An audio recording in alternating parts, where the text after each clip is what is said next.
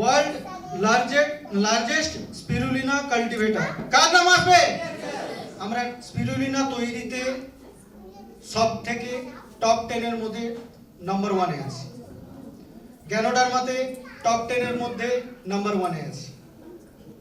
ভেবে দেখুন আপনি কোন কোম্পানির সাথে অ্যাসোসিয়েট রয়েছেন। মিস্টার স্বপন সাহা ফৌজদার, ওনাকে আমি মঞ্চে ডাকবো ওনাকে কিছু বলার জন্য এবং ওনার টেস্টিমোনিয়াল যে রেজাল্ট উনি পেয়েছেন কোন প্রোডাক্টে কিভাবে বলার জন্য 5 মিনিটের মধ্যে। Sir over to you. Thank you. সবাইকে শুভ নববর্ষের শুভেচ্ছা। আমি স্বপন সাহা, কলকাতা থেকে এসেছি। আমার জন্মসূত্রে বাড়ি নর্থ বেঙ্গলে, কোচবিহারে।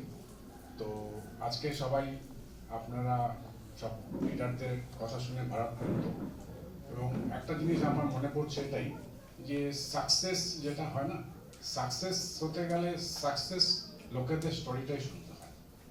সাকসেস কিভাবে হওয়া যায় সেটা সাকসেসের লোকরাই বলতে পারে কতভাবে সাকসেস হয়, কিন্তু একটা ফেলার যে আছে না, সে আপনাকে কতভাবে ফেলার হতে পারবে সেই শিক্ষাটা আপনাকে বলতে পারবে। এই প্রোডাক্টটা কতভাবে আপনাকে খারাপ করবে সেই লোকটাই বলবে, কিন্তু এই প্রোডাক্টটা আপনাকে কি করে সাকসেস করবে সাকসেসের লোকের থেকে সেই জন্যই শোনা উচিত। আমি এই কারণে এই কথাটা বললাম, কারণ হচ্ছে আজকে আমার এখানে আসাটা অনিশ্চিত ছিল, সেটা অভিজিৎ বাবু জানেন। আমি একটা কোম্পানিতে কাজ করি, সেই কোম্পানিটা কলকাতাতেই, এবং সেই কোম্পানির পাশাপাশি এই ডিএক্সএন এর পাশে এই কোম্পানিটা, যার থেকে আমার এই কোম্পানির সাথে পরিচিত। আজকে আমি এখানে যে পৃথ্বীরাজ বাবু আছেন, যিনি আর্কানিং করছেন, তেনার সাথেই আমার ফার্স্ট পরিচয়, এবং ডিএক্সএন এর প্রোডাক্টের থেকে। বিশেষ করে আমার পাশেই ওনার কোম্পানিটা নতুন করে শুরু হয়েছিল, তখন ওনার সাথে দু একটা কথা বলার পরেই আমি ভাবলাম ঠিক আছে, উনি যেটা বলছেন প্রোডাক্ট ইউজ করে দেখি। প্রোডাক্ট ইউজ করে আমি খুব সাকসেস হয়েছি। তখন তারপরেই উনি প্রোডাক্টে নেওয়ার পরে উনি বললেন এইভাবে তো প্রোডাক্ট নিতে পারবেন না, আপনাকে তো প্রোডাক্ট নিতে গেলে একটা রেজিস্ট্রেশন করতে হবে। আমি বললাম তাহলে আপনি আমাকে ভালো, আমি অলরেডি আগে নেটওয়ার্ক বিজনেসের সাথে কিছুটা পরিচিত ছিলাম, আমি জানি সেটা প্রোডাক্ট নিতে গেলে আমাকে স্পন্সর নিতে হবে। আমি একটা স্পন্সর খুঁজছিলাম, তখন ওনার সাথে কথা বলে আমার সাথে অভিজিৎ বাবুর সাথে পরিচয় হয়। তারপর থেকে আমি অভিজিৎ বাবুর সাথে যোগাযোগ রেখেছি, এবং আমি প্রোডাক্ট ইউজ করে অনেকভাবে সাকসেস পেয়েছি। এবং আমার পাশের একজন ক্যান্সার পেশেন্ট, সে বিস্তারিত আমি আজকে যাচ্ছি না, খুব সময় সীমিত। আমি আজকে এটাই বলতে চাইছি যে আজকে আমি এখানে আসতে পারলাম। আমি একটা কোম্পানিতে কাজ করি, আমার আজকে এখানে প্রোগ্রামে আসার জন্য কালকে আমাকে এখানে আসা দরকার ছিল, কিন্তু কালকে না আসলে আমি আজকে আসতে পারবো না। কিন্তু আমার অফিসের এমন কাজ পড়ে গেছে যে আমি কোনোভাবে বেরোতে পারছি না অফিস থেকে, কিন্তু আমাকে অভিজিৎ বাবু বারে ফোন করছেন, আপনি আসবেন কিন্তু। আমি বললাম আমি আসবো কি করে, আমি তো এখনো 6টা বেজে গেছে, আমি অফিসেই আছি, তাহলে আমি যাবো কি করে? বললো আপনি যত রাত্রিতেই পারুন আপনি লাস্ট ট্রেনে আসুন, তাও আমি আপনাকে বাইকে করে নিয়ে আসবো। আমি একটা লোক এতবার করে আমাকে বলছে যে এই লাইনে সাকসেস, তাহলে সেইখানে যদি আমি না যাই তাহলে তো আমি জানতে পারবো না এই সাকসেসটা কি করে হয়। তা আমি তখন 7টা বাজে তখন আমি তখন অফিস থেকে বেরোচ্ছি। আমি তখন আমি এখন অফিস থেকে বেরোলাম, বলে আপনি আসুন। আমি জানি না কালকে কিরকম ভাবে আমার বাইকটা ক্লিক করলো। আমি ওখান থেকে যদি আমার কলকাতা থেকে হাওড়া স্টেশন আসতে আমাকে ওখানে হয়তো 1.5-2 ঘন্টা লাগতো। আমার ওখানে একটা মেট্রো ছিল সল্টলেকে, আমি মেট্রো করে চললাম। মেট্রো করে আমি 30 মিনিটের মধ্যে, মানে আমি 7:40-এ মেট্রো ধরেছি, আমি 8:10-এ আমি হাওড়া স্টেশনে পৌঁছালাম। আমি 8:10-এ যখন হাওড়া স্টেশনে পৌঁছি, 8:20-তে ট্রেন, আমি টিকিট কাটবো, তারপরে ট্রেনটা ধরবো। আমি ওই 8:15-এর মধ্যে আমি টিকিট কেটে আমি ট্রেনে উঠলাম। আমি রাত্রিবেলা যখন আমি বাস ট্রেনে আসছি, অনেকেই বলছে এখন ট্রেন এখানে খুব লেট করে আসে, হ্যাঁ ট্রেনের কোনো টাইমের ঠিক নেই, কখন পৌঁছাবে ঠিক নেই। তখন অ্যাক্সিডেন্টলি আমি যাই না, আবার যখন ডেবরাতে আসার আগে যে কি বলে ওটাকে স্টেশনটার নাম বালিচকে আসার আগে অনেক লোক অনেক কমেন্ট করছে, তো আমি ট্রেনের মধ্যে শুনছি। তো দেখলাম কালকে ট্রেনটা 10:30 সময় ট্রেনটা পৌঁছে গেল। তখন একজন বলছিল, ট্রেনের মধ্যে, আমি তো এখানে যাতায়াত করি না, কয়েকজন আলোচনা করছিল, বলে 1 বছর পরে এত তাড়াতাড়ি আজকে ট্রেনটা এসছে। আমি এটাই বলতে চাই যে সাকসেস হতে গেলে সাকসেস লোকের স্টোরি শুনতে হবে এবং সেটার জন্য নিজেরও কিছু চিন্তা ভাবনা থাকতে হবে। আমি যদি চাই আমি লোকটার সাথে দেখা করবো, আমি তার কথা শুনবো, তাহলে যতই আপনার মানে লাইফের ইয়ে আসুক না কেন, প্রবলেম আসুক না কেন, আপনি সেই জায়গায় যাওয়ার জন্য চেষ্টা করবেন আর কি।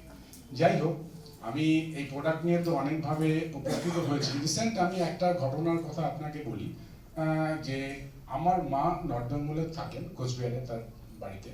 তো মা একাই থাকেন, যেহেতু সে ঠাকুর দেবতা নিয়ে ভালোবাসেন আর ওখানকার কালচারের সাথে কলকাতায় এসেছে, থাকতে চায় না আর কি। থাকলো হয়তো কিছুদিন থাকলো, তারপরে বলে টিকিট কার্ড আমি থাকবো না, এরকম আর কি ব্যাপার। তো ওইখানে মা এবার খুব অসুস্থ হয়ে পড়ে। অসুস্থ হওয়ার বলতে সে জ্বর হয়ে গেছে। তো জ্বর হয়ে গেছে, আমি জ্বর হতেই পারে, একটা মানুষের বিভিন্ন কারণে জ্বর হতে পারে, ডাক্তার দেখিয়েছি। তো আমি তো তাকে অলরেডি আরজিজিএল স্পিরুলিনা অভিজিৎ বাবুর হিসেবে আমি খাওয়াতাম অভিজিৎ অ্যাডভাইসে। তো ডাক্তার জানে যে সে তো নিরামিষ ভোগী, সে খাওয়া দাওয়া কম করে, তাহলে নিশ্চয়ই তার হিমোগ্লোবিন লেভেল কমে গেছে। তাহলে তাকে টেস্ট করাতে দিল। টেস্ট করার পরে তাকে হিমোগ্লোবিন টেস্ট দিয়েছে, সুগার, প্রেশার সব টেস্ট দিয়েছে। হিমোগ্লোবিন, প্রেশার, সুগার সব তো নর্মাল। এবং ডাক্তার আশ্চর্য হয়ে গেছে, যখন রিপোর্ট পেয়েছে হিমোগ্লোবিন লেভেল দেখছে তার 11.9। তো সে যথারীতি স্পিরিটাল কিন্তু তার বয়স হবে 78 আমার না, ঠিক আছে। তার হিমোগ্লোবিন লেভেল তো ডাক্তার ঘাবড়ে গেছে। ডাক্তার বলছে কি হলো, টেস্টের রিপোর্ট গন্ডগোল নাকি? যে রিপোর্ট করেছে ওকে বলছে ভাই তুমি রিপোর্টটা ঠিক মতো করেছো তো? বলে হ্যাঁ হ্যাঁ ওনার ঠিক আছে। তারপর ভাবছি উনি তো ভেবেছিল তাহলে হিমোগ্লোবিন কম, তাহলে ওনাকে হিমোগ্লোবিনের জন্য ওষুধ দিতে হবে। তো ডাক্তার কনফিউজ থাকে। এখন ডাক্তার ভাবছে মাসিমা আপনার কি অসুবিধা হচ্ছে, আপনার কি পেটে ব্যথা করছে? ডাক্তার এখন আইডিয়া করে, কারণ সেই সময় ওনার মানে শ্বাসকষ্টটা, শ্বাস হচ্ছিল কিন্তু ওনার মানে কাশির প্রকোপটা সেরকম ভাবে ছিল না, মানে হয়েছিল ওনার নিউমোনিয়া টাইপের আর কি, ঠান্ডা লেগে। বয়স্ক মানুষ এই যে ইসের সময়, সে তো কৃষ্ণ ভক্ত, তো সে আপনার নিয়ম মাস যেটা বলে না আপনার কার্তিক মাস, সকালবেলা উঠে স্নান করবে, তারপরে তার নিয়ম সেবা এগুলো করে, তো সেই জায়গায় করে তার ঠান্ডা লেগে গেছে। তো ডাক্তার বুঝতে পারেনি। ডাক্তার তখন না বুঝতে পেরে ডাক্তার বলছে মাসিমা আপনার কি অসুবিধা হচ্ছে, আপনার কি অন্য কোনো সমস্যা হচ্ছে, আপনার কি পেটে ব্যথা হচ্ছে এবং করছে? হ্যাঁ না, বলছে হ্যাঁ পেটে ব্যথা করছে। ডাক্তার তখন ভেবেছে তার মধ্যে পেটের সমস্যা, তাকে অ্যান্টিবায়োটিক চালিয়ে দিয়েছে, পেটের ইনফেকশন হয়েছে বলে। সে অ্যান্টিবায়োটিক চালানোর পরে তার তো জ্বর কমছে না। সেই জ্বর তার এমন আকার ধারণ করেছে যে আমি তখন নর্থ বেঙ্গল থেকে আমি অতদূর যাবো, একটা চাকরি ফেলে দিয়ে আমি তাকে কতভাবে ওখান থেকে মানে না বুঝে না জেনে আমি কি করি। তো ওখানকার যারা ছিল আমি বললাম তুমি সমস্ত টেস্ট করাও, ডাক্তারকে বলো তার ম্যালেরিয়া থেকে শুরু করে তার ডেঙ্গু থেকে শুরু করে যা আছে সব টেস্ট করো। জ্বর তো একটা উপসর্গ, তার তো নিশ্চয়ই কোনো কারণ আছে জ্বরটা হওয়ার পেছনে। আমি সেটা এখান থেকে ইয়ে করার চেষ্টা করছি যে তাতে জ্বরটা যাতে কমে। তো যাই হোক, সেখানে হসপিটালে ভর্তি হলো, তাকে সমস্ত কিছু টেস্ট করলো, কোনো টেস্ট পর্যন্ত তার কোনো খারাপ টেস্ট বের হয়। এটা সবচেয়ে বেশি আমার আশ্চর্য লাগলো, ডাক্তাররা কেউ হসপিটালে ভর্তি করেছে, তার বলছে না তার তো সব ঠিক আছে, সমস্ত টেস্ট করা হয়েছে, আমরা জ্বর কমছে না কেন? টেস্ট করেছেন সব বলছেন ওকে, তাহলে জ্বরটা কেন? তখন লাস্টে যখন আমি প্রেশার দিলাম, আমার ওখানে সমস্ত পরিচিত যেহেতু সবার হসপিটালের থেকে আমার নার্সে, সুপার নার্স আমার পাশের বাড়ির মেয়ে, তাকে আমি বললাম, তখন ডাক্তারকে যখন প্রেশার দেওয়া হলো যে আপনি বলছেন তো আমার মানে সমস্ত টেস্ট ওকে, তাহলে তার জ্বর কমছে না কেন? তখন সে বলছে এটা একটা ভাইরাল ফিভার চলছে, যদিও ওখানে একটা ভাইরাল ফিভার এরকম চলছিল, সবার বাড়িতেই আর হচ্ছে, যখন 10 দিন 15 দিন করে হচ্ছিল।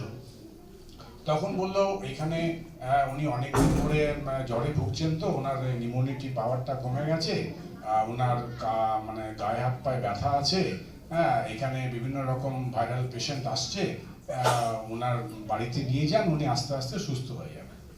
তখন ন্যাচারালি আমি এখান থেকে আমার বোনকে পাঠালাম, বোন গেল, বোন গিয়ে বাড়িতে যেয়েছে, নিয়ে এসছে, তারপর জ্বর কমছে না। আমি বললাম সে কি, আমি তো ঘাবড়িয়ে গেলাম একদম। মানে যাকে যে তার মাকে ভালোবাসে তখন তার কি হয়, এখান থেকে খুব কষ্ট হয়। আমি তখন অভিজিৎ বাবু ঘাবড়িয়ে গেলাম, আমি অভিজিৎ বাবুকে ফোন করলাম, যদিও আমার মার এরকম পরিস্থিতি, আপনি কি আমার সাথে যাবেন? অভিজিৎ বাবু এক চান্সেই বললেন আপনি চলুন, যখন যাবেন আমি আপনার সাথে যাবো। আমি বললাম ঠিক আছে, তাহলে আমি ডেটটা ঠিক করি, আপনি চলুন আমার সাথে। আমি যখন অভিজিৎ বাবুকে নিয়ে গেছি বাড়িতে, মা বিছানায় মানে পুরো মানে শয্যাশায়ী পেস্ট হয়ে গেছে, একদম বিছানার সাথে লেগে গেছে। মানে সে না কথা বলছে, না বাথরুমে যেতে পারছে, না খেতে পারছে, মানে সেই দৃশ্য দেখা। মানে আমি তো মানে রীতিমতো যে কেঁদে ফেলেছি, মানে ছিলেন আর কি সেই সময়। তো আমি বললাম এই মানুষটাকে আমি বাঁচাবো কি করে, আর নিয়ে যাবো কি করে, আমাকে তো এখানে তারপরে আমি যখন ওইখানে লোকের সাথে, ডাক্তারদের সাথে কথা বলে তার দেখলাম তার অ্যাকচুয়ালি হয়েছে কি নিউমোনিয়া হয়ে গেছে। মানে তার দরকার চেস্ট স্পেশালিস্ট, যেটাকে বলে পালমোলজিস্ট। তো পালমোলজিস্ট ওখানে নেই। তখন যে ডাক্তার আছে সেই ডাক্তার ওই রকম ওষুধ দেবে। তা আমার এক পরিচিত ফ্যামিলিতে সে ডাক্তার ছিল, তার সাথে দেখিয়ে তাকে তখন আমরাই বললাম যে তার এই ঘটনা ঘটেছে, আপনি সেইভাবে ওষুধ দিন। তখন সেই অ্যান্টিবায়োটিকটা করলো, যেটা তার মেন অ্যান্টিবায়োটিক। সেই অ্যান্টিবায়োটিক করার পরে তার শরীর নিচ্ছে না, সে টানতে পারছে না অ্যান্টিবায়োটিক বন্ধ করে দিল। তার আগের থেকে অভিজিৎ বাবু যাওয়ার পর থেকেই মাকে যা স্পিরুলিনা আরজিজিএল যা দেওয়া হচ্ছিল, সেটা ডোজ তো উনি একটা মাত্রা ঠিক করে দিয়েছিলেন, সেটাই শুরু করা হলো। সেটা শুরু করার পরে মানে উনি তো চলে এলেন, অভিজিৎ বাবুকে পাঠিয়ে দিলাম আমি। দিন 15-20 দিনের বেশি আর কি, 22 দিন পর্যন্ত তাকে সেই রকম ভাবে সমস্ত প্রোডাক্ট খাওয়িয়ে তারপরে তার একটা স্টেবল হলো যে তাকে আমি কলকাতায় নিয়ে আসতে পারবো। সেই স্টেবল করার পরে তারপরে আমি তাকে কলকাতায় নিয়ে আসলাম। আজকের ডেটে সে আমার এখানে আছে এবং আমি ভাবতে পারছি না, সে নিজের থেকে বাথরুম যাচ্ছে, নিজের থেকে খাচ্ছে, এবং খাওয়া দাওয়াটা সে আগে যা খিদে পেত তার চাইতে বেশি খিদে পাচ্ছে। সকালবেলা উঠে মানে তাকে আরজিজিএল দেওয়ার পরেই, আগে আরজিজিএলটা সে ওষুধ ভাবে, সবচেয়ে বড় ব্যাপার ছিল আরজিজিএলটা সে ওষুধ ভাবে খেত। তো ওষুধ মনে করে আমি মনে হয় এটা ওষুধ নয়, এটা একটা মানে তোমার খাওয়ার মধ্যেই এটা সব আছে। এখন সে কিন্তু মানে আগে মানে মাত্রাটা বাড়িয়ে দিয়েছিল। আগে ধরুন 3টে করে আরটিজিএল করে খেত, এখন 6টা করে খাচ্ছে। কিন্তু সেটা সে কিন্তু খুব ভালোভাবেই খাচ্ছে। যে একটা মানুষ খুশি করে খায়, একটা হচ্ছে ওষুধ খাচ্ছে আমি আর পারবো না ওষুধ খেতে, সেই অনীহাটা এখন তার নেই, সে নিজের সচ্ছলভাবে খাচ্ছে। সেটা সবচেয়ে ভালো লাগলো এবং উনি আজকে খুব ভালো আছে। যাই হোক, এই জন্য আমি অভিজিৎ বাবুকে অসংখ্য ধন্যবাদ জানাই। হ্যাঁ, আপনাদের কাছে এরকম একটা সুযোগ, এমন একটা মানে জ্ঞানী লোক, এখানে বৃদ্ধ লোক আপনাদের কাছে আছে, আপনাদের পাশাপাশি, অথচ আমি এত দূর থেকে পাচ্ছি তাকে। আপনারা খুব মানে তার জন্য খুবই কি বলবো, যে আপনারা খুব আর কি আশীর্বাদ ধন্য আর কি, সেই মানুষটার কাছে পেয়েছেন। তাকে যতটা পারে নেংড়ে নিন, আর এই মানুষটাকে নেংড়ে যত নিতে পারবেন ততই আপনারা। Thank you. এই বলে আমি